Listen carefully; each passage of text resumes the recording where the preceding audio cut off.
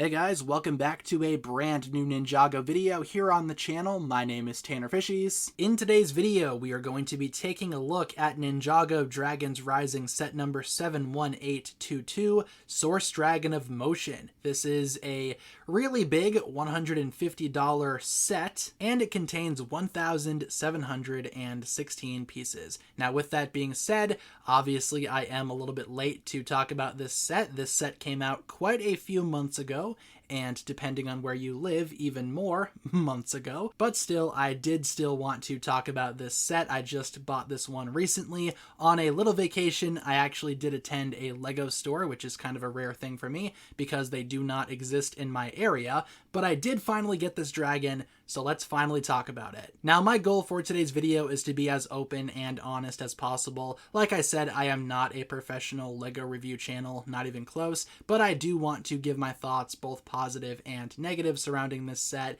because believe it or not, I do have some negatives to say. I'm not really sure how everyone else likes this set. I have not watched any other reviews for this set before doing mine here, so I might be a little bit more negative than some people, maybe not, but still, I really enjoy a lot about this set.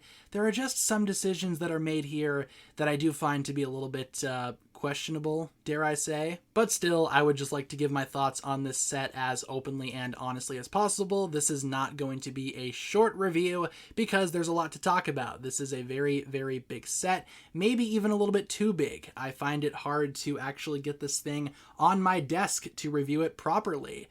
But still, let's do our best here. So without further ado, let's talk about the Source Dragon of Motion set. Finally. First things first, here we have the front of the box. It's the front of the box, and surprise, surprise, the back of the box. It's the back of the box. Not sure what else you were expecting. All right, so starting off with minifigures here, of course, first and foremost, we have Tournament Kai. Now, just a fair warning, the minifigures section of this review will be very straightforward and very simple because we have talked about all of these figures before. None of these minifigures are exclusive to this set. Tournament Kai looks like Tournament Kai still. He's got this super long sword down here, two katanas on his back, and again, this design for Kai, I do like it quite a bit, but unfortunately it never appeared in the show, so our first minifigure here in this set is non-canon. That will be a theme throughout a lot of this review, but still, Tournament Kai, love this design. It's a shame that it never showed up in the show, but you know, that's Tournament Kai. Next up, Tournament Aaron here is the exact same Tournament Aaron that we've seen before. Same thing, same weapon as well. He does have these two swords on the back. Same gigantic grappling hook weapon that we've been seeing for Aaron for a while. For the actual minifigure, again, we've talked about this guy before too. Still not a huge fan of the dark blue half mask. Would have preferred an orange one, though I gotta admit, over time I am getting used to the dark blue, so not sure which one I prefer more now, the orange or the blue. Probably still the orange, but yeah, that's pretty much it for Tournament Aaron. And finally, for the good guys, we have Tournament Wildfire, and like the case with every other figure, this figure is not exclusive to this set, not even close. This figure is very common. We've talked about this one a million times before. You can find this figure in quite a few different sets, and this is my third or, you know, probably fourth minifigure of Tournament Wildfire because it just keeps on showing up in sets. Not a bad design still, and she does come with these little fire blast pieces. I guess that's cool. Or sorry, the heat blasts. She's not fire, she's heat. But still, you know, we've talked about this one before. Still cool, but nothing that we haven't talked about. Now, moving on to bad guys, we have Lord Ras in his red tournament form. Now, this guy, again, we have talked about him before, but this guy I do not mind getting a duplicate of because I really like this figure. It's a very well done figure. Again, very red. Now, I do disagree with how he turns red in Season 2, Part 2. You know, I've already made that abundantly clear, but still, I love this minifigure. Great color scheme with the red, the black, the blue. He also does come with this hammer, which of course we have seen before too, but you know, it is what it is, I guess. Still a pretty great figure. Love having another one of those printed red striped head molds for Lord Ras. Again, this guy is a figure that we have talked about before, but this one is not a bad duplicate to have. Next up for the bad guys, we got Jordana. Now, again, we've talked about this one before, but still not a bad duplicate to have. A lot of these parts I can use for other things. Still not a huge fan of that silver Shatterspin armor. Feel like it's missing some paint, but I do like the Rage Blade. At least I think that's what they're calling it now, these Blood Moon swords. I like having another one of those for the collection because I really like that sword. Otherwise, with Jordana, I mean, it's the same Jordana that we've talked about before. Same hairpiece, same face. They couldn't even be bothered to give her a possessed face this time, despite it making sense for this particular figure. But it is what it is. Jordana, everybody. And finally, the last minifigure included in this set is a Wolf Mask Warrior. Now, we've been talking about these guys for a while as well. This guy is nothing new.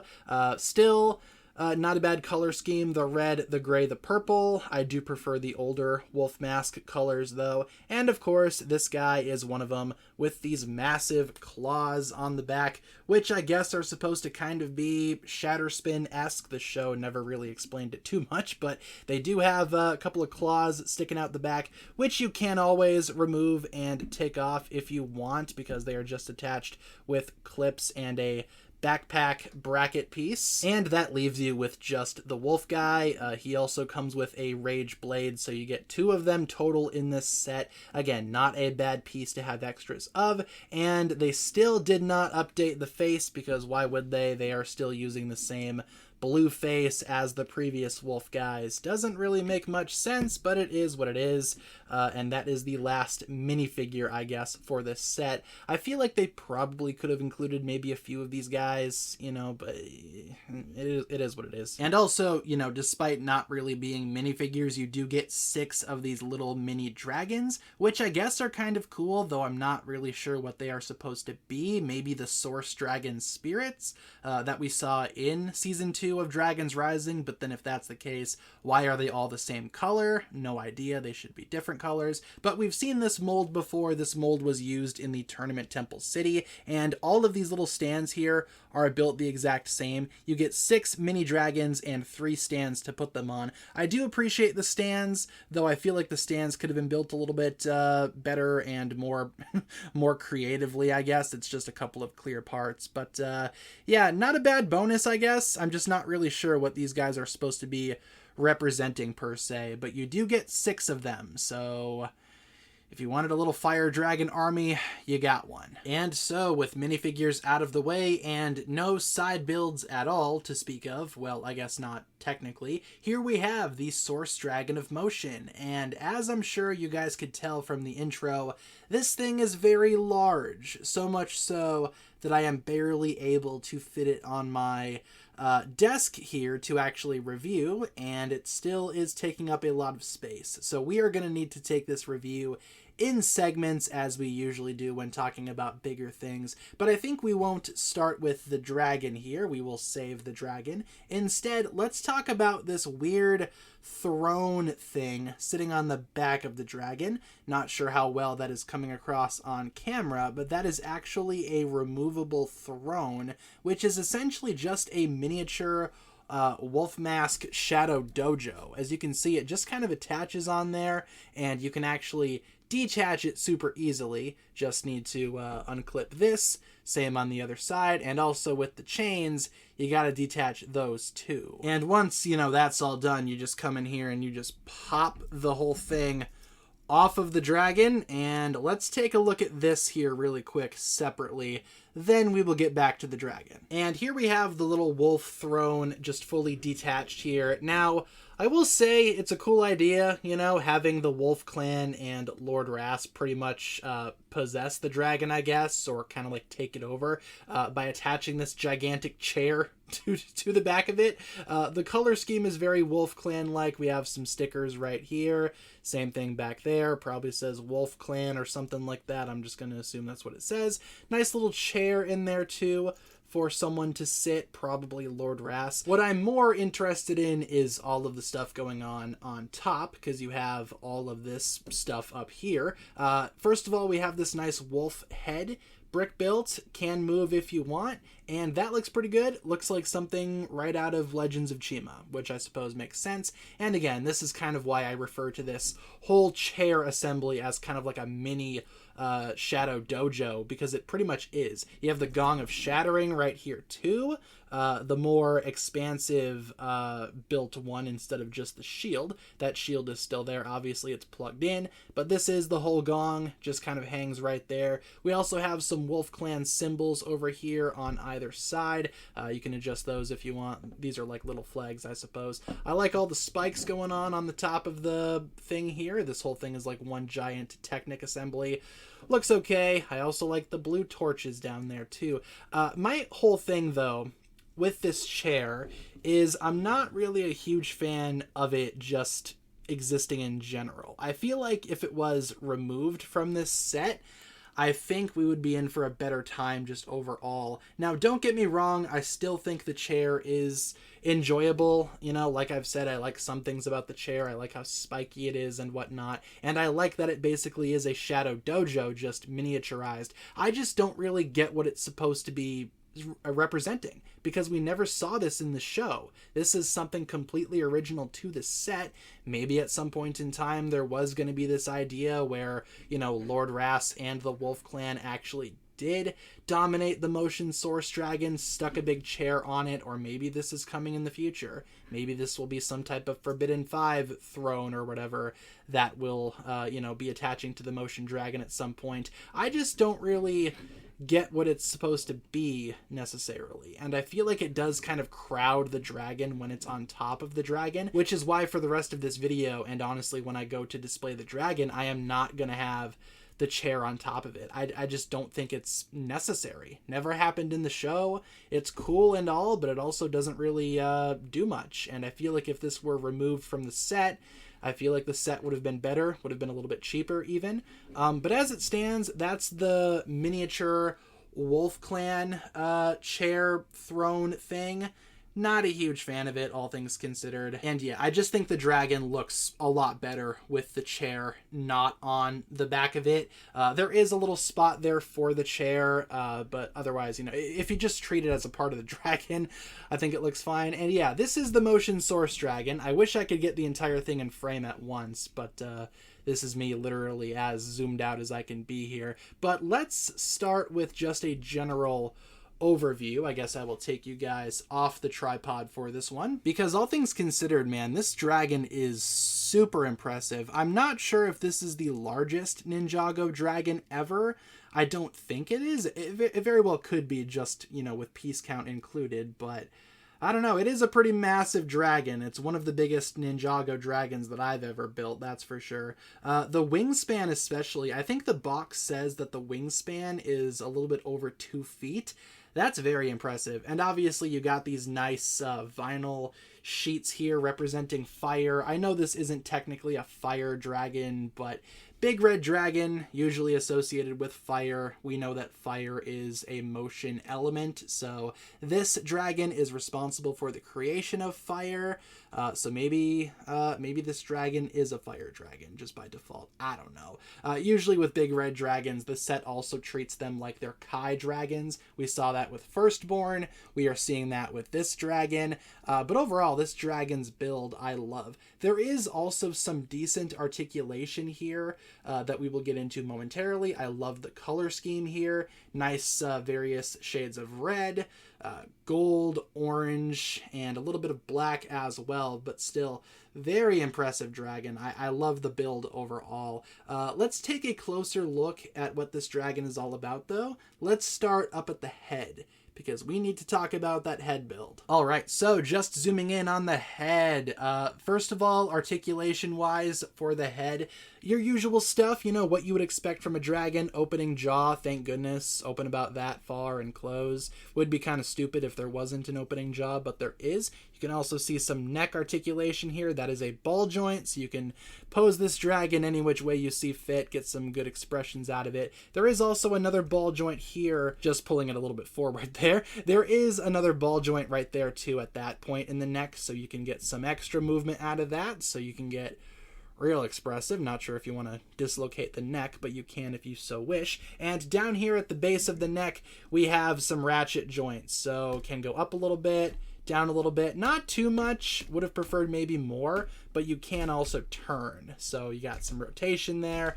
Full 360-degree rotation, so you can totally break this thing's neck if you want. Not sure if you should do that. But still, the head build itself, I love this. I love how this dragon's head is built. First of all, we got some awesome printed pieces, or printed piece rather, for the eyes. Very nice printing there. Very nice reflective gold printing. The eye looks amazing. Again, some of that fire detail there too is really nicely done. The whole bottom jaw is just one solid gold piece, and we've seen, you know, this upper jaw part and the lower jaw part be used on other dragons too, so this is nothing new, but I think this combination is perfect for this dragon. The overall head itself, you know, the head as it is, has a lot of bricks going into it, and a lot of these bricks do make for some awesome textures, like on the top of the head here. Not to mention these, I don't know what you call these, horns? The mane kind of almost looks like hair to me, but you can position these things any which way that you want. Same thing on the other side too, so if you really wanted to have it sticking out like that, you could. I don't know, to me this is like hair. That's really all I can describe it as. It looks like hair to me. Also, elephant in the room, these massive horns, which are actually the climber hooks as seen on Aaron's car, Kai's climber mech, except they are used as horns here. What a creative use for a part. That is so cool. And, you know, giving the dragon these massive horns, it just makes the whole thing look very royal, you know, very proper, very official. And I suppose if you're a source dragon, it's about as official as you can get. You're like literally God, so gotta have some big horns there. I love how that looks. A lot of gold used on the head. Like I said, gold is used throughout the entire dragon, but still excellent use of parts here, especially for the horns. And I love how the whole thing goes together too. It doesn't feel loose. Nothing feels loose. All very solid. Gotta love that. Overall, the head design, I think, is very impressive. Moving on down, and again, talking about the neck very briefly, you do have some scales here. These are stickers. Same thing on the other side. You just got this one sticker here, which, you know, stickers are whatever. There are some stickers on this set. Speaking of which, going down a little bit more, talking about the legs really quick, we have a sticker used on the shoulder there. Not sure how well that is focusing. Doesn't look like it's focusing much at all. There we go. That's a little bit better. That is the motion symbol right there on the shoulder pad, which again, these golden shoulder pads here, that part has been used on a lot of other mechs, like Cole's mech, Kai's mech. Here it's just attached, though I do think if you really wanted to, you can detach it and open it. Not sure why you would. That's not really supposed to be a shoulder pad. It's more so just scales, but still motion symbol right there. That is a sticker, but you know, it's good enough, I guess. Now, in terms of the legs, there are different degrees of articulation depending on what leg you are talking about. For the front legs here, there's not a whole lot, but there's some. We have shoulder rotation, which is good. You can rotate the shoulders. You cannot go in and out. I mean, it wiggles, but it's not really intentional to wiggle like that. There is no elbow or knee joint, whatever you want to call it. This is just a bent, fixed thing. It just uses some Technic parts there. Just pulling one off just so you can see how it looks. Just some Technic parts used there, so nothing super movable. But what is movable, thankfully, is the foot, and the foot articulation is kind of the same for all 4 feet. Claws are a little bit different depending on which foot you are looking at, but the claws can move, thank goodness. You can make the dragon flip the bird, so the source dragon of motion can indeed flip you off. Always fun to see that for dragons. One of the more necessary features, I'd say. And also, I love how the foot is built. You know, it's not that bad looking. Some of the texture here can be seen as dragon scales. And also, the bottom of the foot has a stopper there, rubber stopper, so that the thing can actually stay solid on flat surfaces. It's not going to slide around or nothing. And again, you do have that ankle ball joint there. So lots of movement coming from the feet. Thank goodness. Same thing for that other foot. The back feet, just trying to transition here. The back legs are a little bit different. The back feet are just a little bit smaller. The claws are slightly smaller, but still you do have that range of articulation. The rubber stopper underneath as well is the same, and the articulation here is the same too on the back shoulders, I guess. I don't know. You can rotate those. Those are on ratchet joints, so hooray for that. Not a whole lot of in and out except for that aforementioned wiggle. And the back legs, the knee bend is kind of a little bit more severe. That is still not articulated. That is just stuck like that. But still, that bend does kind of simulate that the legs have more articulation than they do. We've seen that on some other dragons as well. I also feel like this dragon might not have proper like knee articulation because of how massive it is. Like even with the stopper, as you can see, sometimes this dragon has a hard time holding itself up because of how big it actually is. So that's, you know, whatever. The legs don't really have the best articulation, but still I like the leg design. Again, those textured pieces back here on the back legs look very good. They look like dragon scales. Can't go wrong with those. The tail. The tail, in my opinion, is a little bit weird. First of all, you do have some stickers right here, just like up on the neck, just kind of representing dragon scales. I like these red, or not red, but like transparent orange spikes going around there.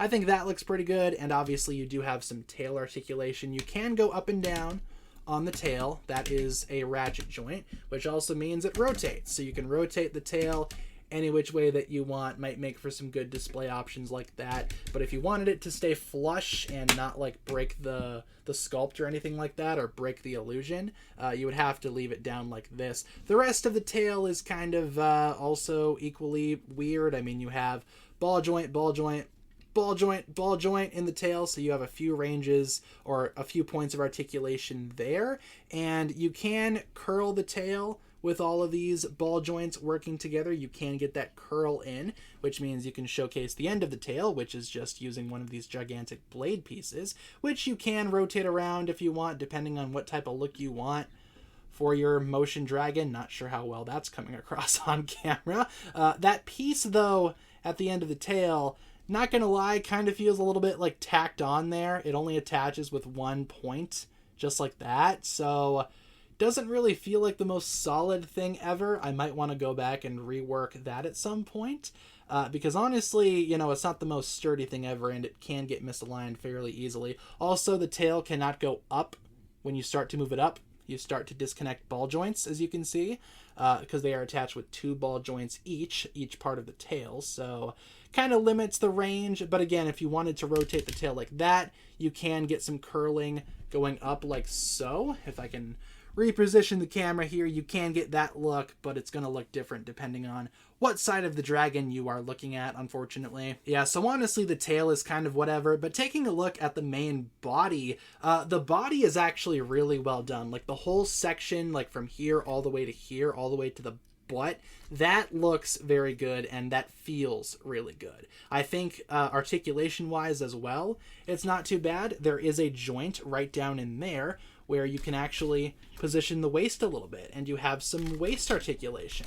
So the dragon can, you know, curve a little bit. You got a little bit of curve there. Flipping it over on the belly really quick, and, you know, just taking off the wings super quick so we can actually see what's going on down here. Yeah, you can see that waist joint in motion a little bit more down here. I'm not sure if you would call that a waist joint, but it is just a series of ratchet joints in there that does cause the dragon to get a little bit of a curve, so you can get this posed up pretty nicely. By the way, love how the underside of the dragon looks. I think these pieces are used very effectively to create, again, the belly of the dragon, and just color distribution overall is pretty good. The gold pretty much represents the underside of the entire thing. We have different shades of red forming the body. The underside is more of a dark red. The top is more of a bright, vibrant red. I think it looks really good, and you know, just overall, again, here's that waist joint from the front, or from the top rather. Look at that in motion.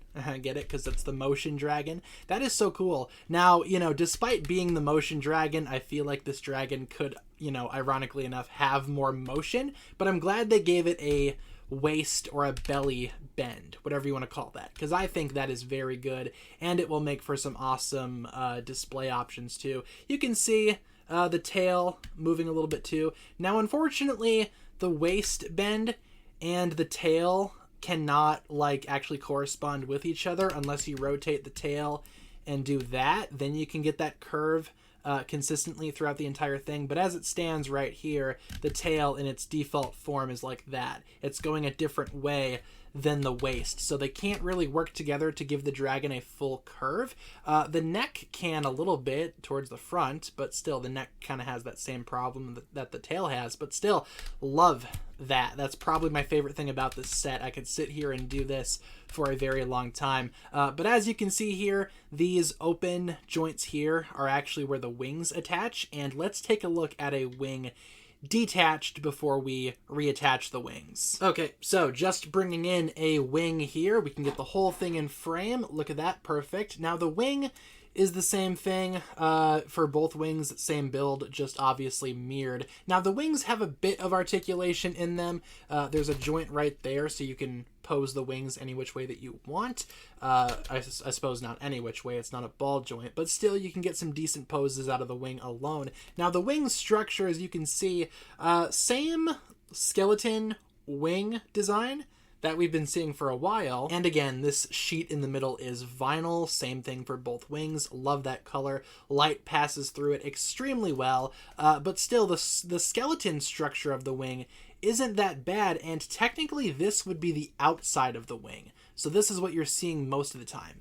Inside, outside. Kind of like how that looks. I at first wasn't super sure if I would like all of these Technic axles just being exposed on the outside of the wing, but it doesn't look that bad and you get used to it pretty quick. There's also a gold spike right there, kind of representing one of those old school dragon claws. I might readjust that more to make it look a lot more like some other Ninjago dragons, you know, actually make it look more claw-like, but I do like this look quite a bit too.